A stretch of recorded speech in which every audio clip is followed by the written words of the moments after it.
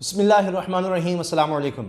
पाकिस्तान पर एक जंग मुसल्लत कर दी गई है और ये जंग क्या है, क्या हो रहा है, इस बारे में क्या सोचा जा रहा है, इस बारे में हम इस वीडियो में बात करेंगे। पहले मैं आपको बता दूं कि इस हवाले से जो ख़बरें सामने आई हैं उसी से आपको अंदाज़ा होगा कि मामला कितना संजीदा है।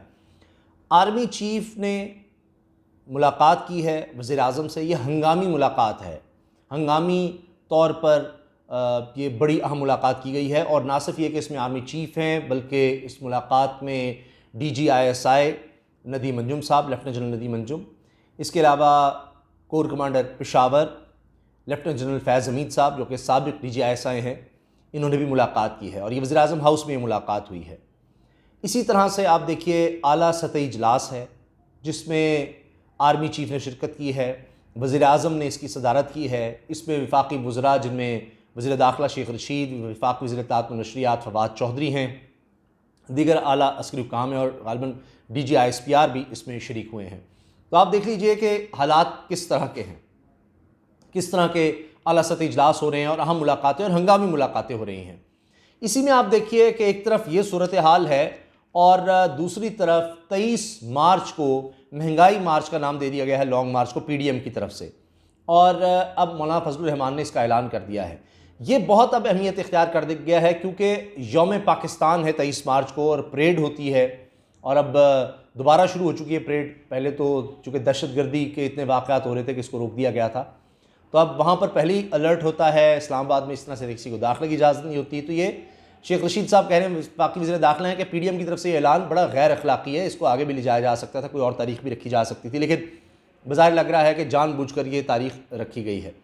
अब आप देखिए एक और इजलास जो कि पार्लियामेंट की कौमी सलामती कमेटी का हुआ, जिसमें कौमी सलामती के हवाले से जो पहली पॉलिसी तैयार की जा रही है उस हवाले से ब्रीफिंग दी गई है। अब इसकी भी हम बात करेंगे, लेकिन सबसे पहले मैं बात करना चाह रहा हूँ हमारे 2 अफसरान की शहादत के हवाले से। हमारे 2 मेजर शहीद हुए हैं और ये पाक फ़ौज का हेलीकॉप्टर है जो कि सियाचिन में गिरकर तबाह हुआ और वहाँ पर हमारे फ़ौजी दस्ते पहुँच चुके हैं। हमारे 2 मेजर इसमें शहीद हुए हैं, अल्लाह ताला इनके दर्जात बुलंद फरमाए। इनमें मेजर इरफान बरचा हैं और मेजर राजा ज़ीशान जहाज़ेब शामिल हैं। और ये हेलीकॉप्टर का हादसा पेश आया है सियाचिन सेक्टर में, जहाँ पर यह हेलीकॉप्टर गिरकर तबाह हुआ और हमारे ये 2 फ़ौजी अफसरान इसमें शहीद हुए हैं। और इस पर शेख रशीद साहब हों, इसके अलावा दीगर शख्सियात, उन्होंने इस पर गहरे दुख और अफसोस का इजहार किया है।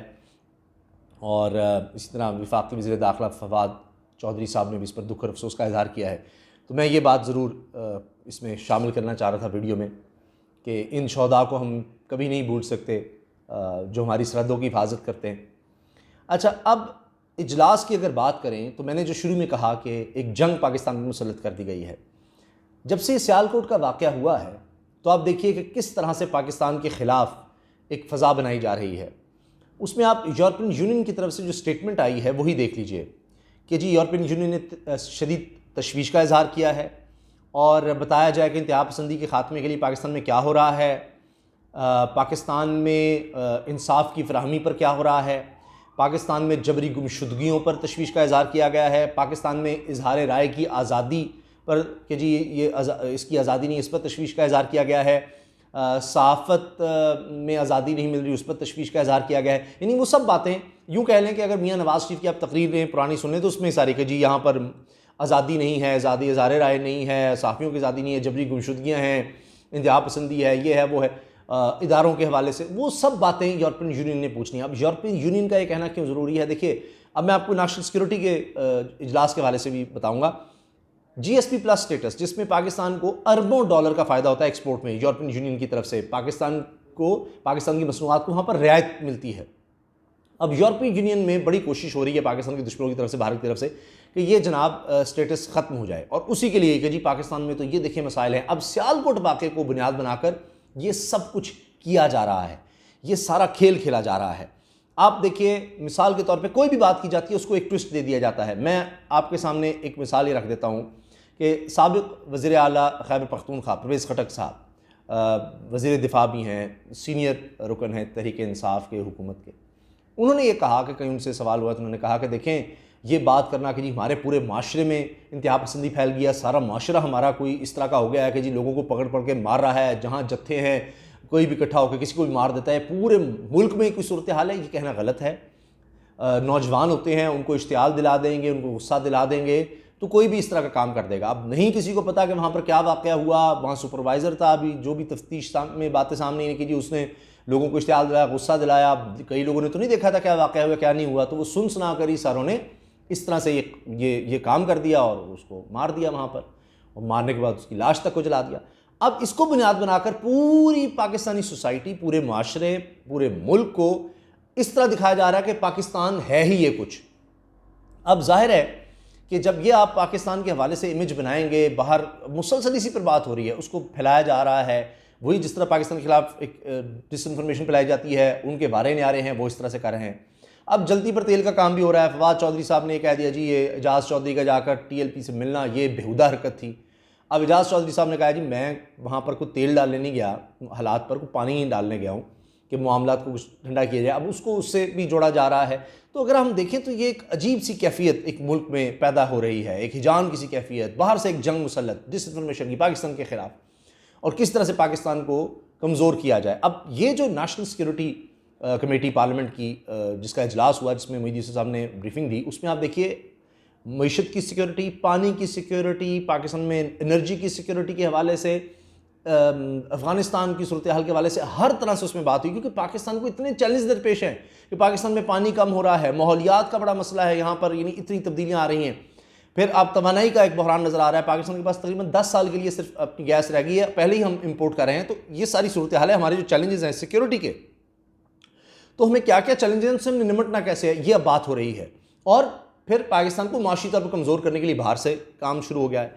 इसी हवाले से जो मैंने आपको बताया कि आर्मी चीफ की DGISI lieutenant general Nadeem Anjum sahab और core commander Peshawar lieutenant general Faiz Hameed sahab की मुलाकात हुई है इमरान खान साहब से। उसमें अफ़गानिस्तान की ज़ाहिर सूरत हाल पर बात हुई है, ओवरऑल सिक्योरिटी की सूरत हाल पर बात हुई है। वाला सतह का जो इजलास हुआ जिसमें इमरान खान साहब ने जिसकी सदारत की है, उसमें भी बात हुई है कि जत्थों के ज़रिए इस तरह से इजाज़त नहीं दी जा सकती किसी को भी कानून हाथ में लेने की। मगर आप एक चीज़ नोट कीजिएगा, जो 23 मार्च को कहा जा रहा है जी महंगाई मार्च, अब इसमें पहले ही बहुत से लोग टेलीविज़न पर आकर ये बात कर चुके हैं कि इस दफ़ा इनमें साफ़ी हैं कि इस दफ़ा कोई हंगामा करना पड़ेगा, चीज़ें तोड़नी पड़ेंगी, सर फोड़ने पड़ेंगे, बहुत कुछ करना पड़ेगा, ये करना पड़ेगा, वो करना पड़ेगा, तब जाकर जनाब कोई इमरान खान को आप हिला सकते हैं, इस तरह से वरना नहीं होगा।